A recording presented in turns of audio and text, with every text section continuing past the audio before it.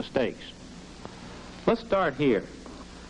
We're coming past the pits and past the grandstands at approximately 140 miles an hour in a Corvette, up to 170 in the faster cars. The first turn we come into is the Dunlop turn. The reason for that is the Dunlop bridge that goes over that. This is an uphill climbing turn with the apex approximately here. We're down to about 125 miles an hour by the time we reach the top. It's one of the better turns for a Corvette. As we reach the top of the hill, we come down into the S's. This is a downhill, very difficult stop, perhaps the most difficult stop on the course. Approximately 70 miles an hour through the S's with a 4-foot wall again on each side of the course. We have a short straightaway under another bridge here. This is a pedestrian bridge. Into the Turtle turn. We're down to about 40 to 50 miles an hour at this point. Very critical turn because it governs the speed you go down this long straightaway. This is the Mulsanne Straight. Not quite as straight as it appears here on this diagrammatic map. Actually, about 3/4 of the way down, we have a gentle turn here that, for the Corvettes, not quite so much. You have to work a little bit hard, but for the faster cars, it's quite difficult. As we approach the end, we have a hump just before the end so that the actual braking area is invisible. You have to come over the hump and brake for a very slow turn here at the Mulsanne corner. We have our usual sandbank on the outside here. We do have an escape road at this point, which we don't have everywhere. This is about 25 miles an hour. Here we accelerate out. This corner doesn't have a particular name that I know of. We come down to Indianapolis corner, so named because it's banked. It's the only banked turn on the course. We have another short straightaway, second gear through this area. Come up to Arnage corner. There's an escape road that again is not on this map. This is again about a 25-mile-an-hour turn. We accelerate out of here, go over a small bridge, and come to White House corner that is approximately halfway between the pits and Arnage corner. White House is a rather high-speed turn, perhaps 125, 130 miles an hour, again bounded by the 4-foot-high walls. This brings us then back to the pits and around the straightaway, one full lap. So that's the course. Now let's look at the race. The sky was overcast and the stands were full.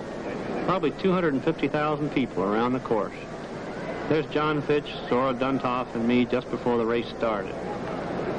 At 3:59 p.m., we were in our little circles and the traditional complete silence had fallen upon the crowd.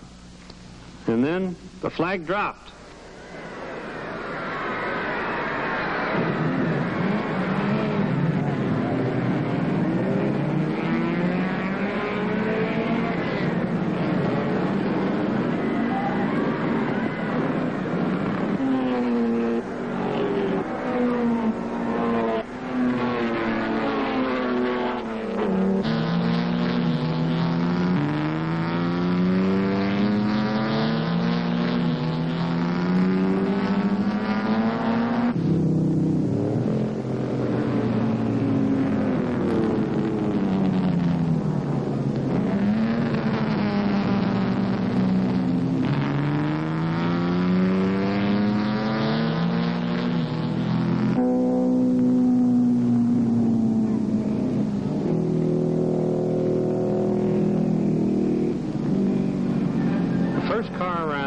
CAMORADI's Maserati, driven by Maston Gregory, after taking off 20 cars behind.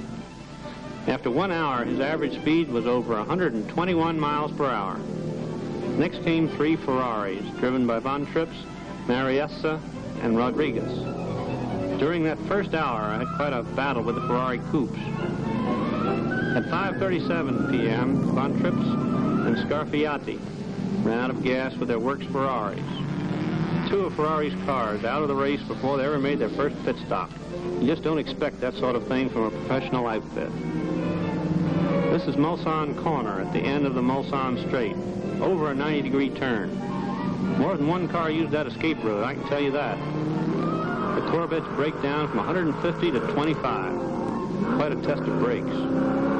The Europeans forecast early brake failures for us, but we had no brake trouble on any of the 4 cars. As you can see, the drivers respect this turn.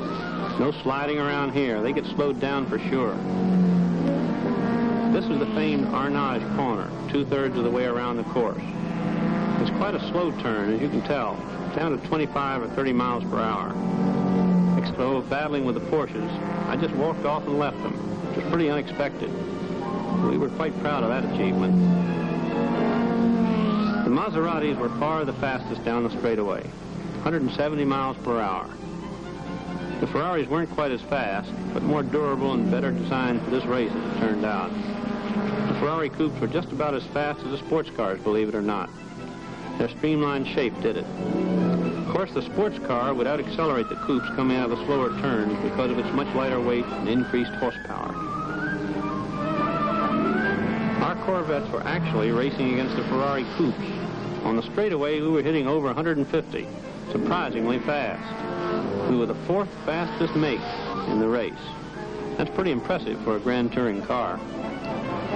The Ferrari coupe, however, was even faster down Mulsanne and about 600 pounds lighter, so they would out-accelerate us out of the corners. One thing we did have on them was high-speed handling. We could go through the high-speed corners appreciably faster. This, combined with excellent brakes, kept us in contention. Here's a car pulling in for a first pit stop. When Gregory went in with his Maserati, a burned-out starter kept the car in for an hour. Chuck Day took over then, but their lead was lost. In fact, they were 11 laps behind, and the Ferraris were controlling the race. CAMORADI lost another Maserati when Munaran's car stopped on the course with a short circuit in the electrical system. This was our favorite turn, under the Dunlop Ridge. The Corvette did better here than on any other turn. It's a nice, long, fast turn. The faster the turn, the better the car likes it. We had a little more trouble on the shorter turns because of the weight. The S's. They were an interesting pair of turns, radical changes in camber.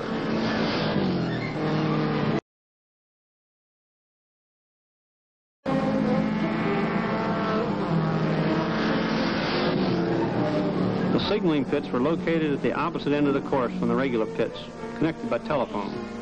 They didn't want to expose the signalers to the high speeds past the grandstand. There's one of the first Maseratis to go out. Within 4 hours, all of them were out of the race. Gregory gave up with a blown-up engine, Jim Jeffords' gearbox went out, and that left CAMORADI with just one car, Lillian Gamble's Corvette number 4.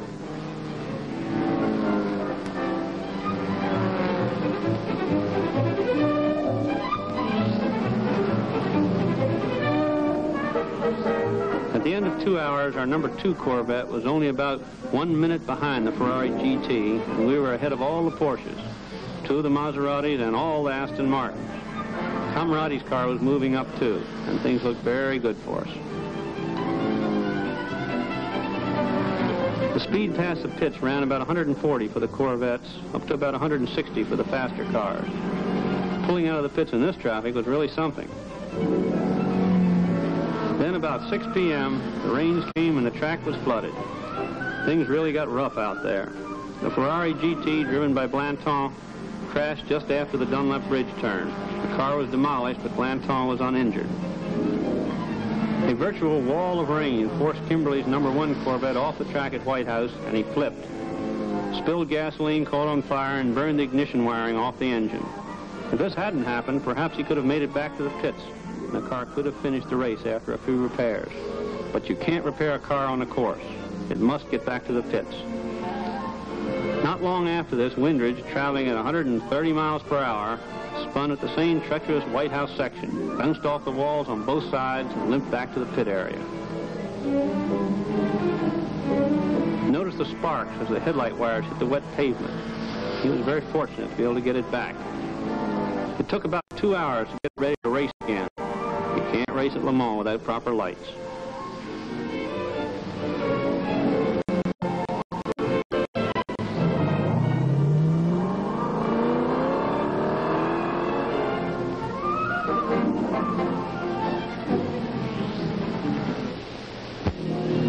This is Rouge corner, 25 or 30 miles an hour when it's dry.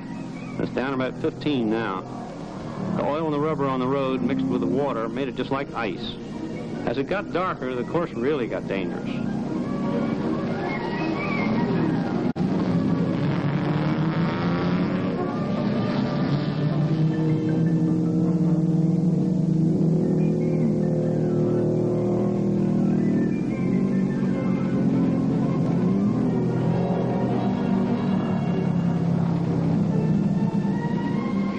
Corvette number 3 switching to special rain tires.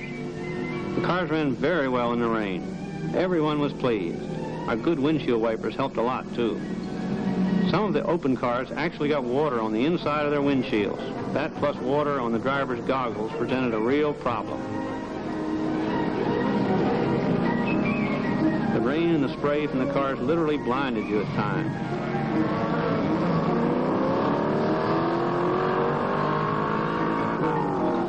John DeBian was driving his Ferrari beautifully. The fast car behind him was the little Abarth 850, driven by Condriel.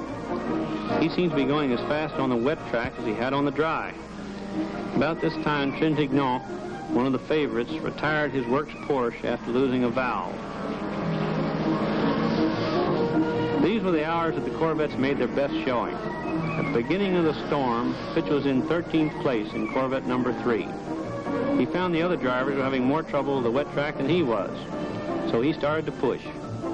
The Corvette handled just about as well on the wet track as it had on the dry. He found himself in a real struggle with the Europeans, especially the Porsches. The other drivers could easily recognize his 4 headlamps. But he passed the Porsches, and they never seriously contested the Corvette position again. He even passed the leading Ferrari driven by John DeBian. In just 4 hours, Fitch jumped from 13th to 7th place. Incredible for Le Mans.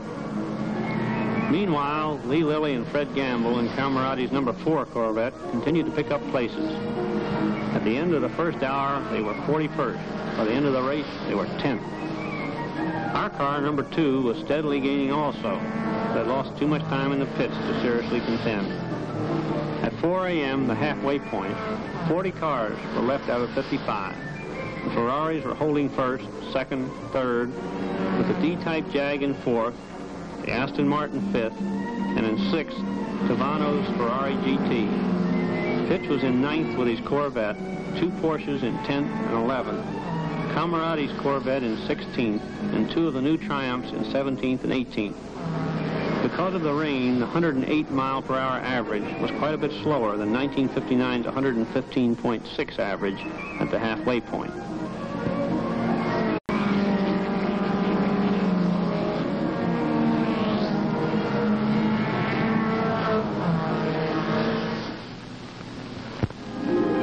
Sunday morning, the weather cleared, and it was a beautiful day.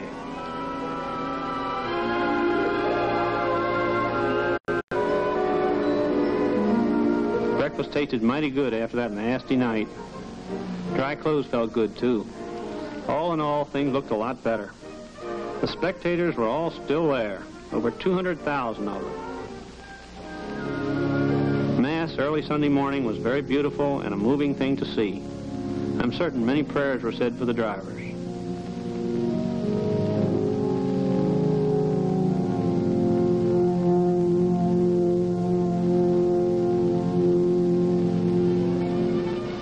Our number 2 Corvette was still in the race and still picking up places. We were really punishing it, too, but it was giving no trouble. Amazing after the beating it took on that spin-out.